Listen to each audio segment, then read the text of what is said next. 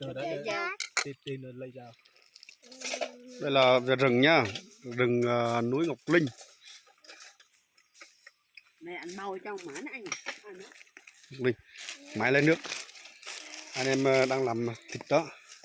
Thịt nè. Đồ là của sao Ngọc Linh nè.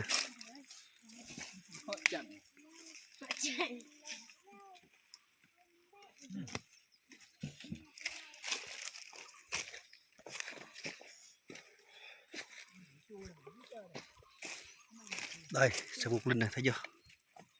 Từ tháng 3 này.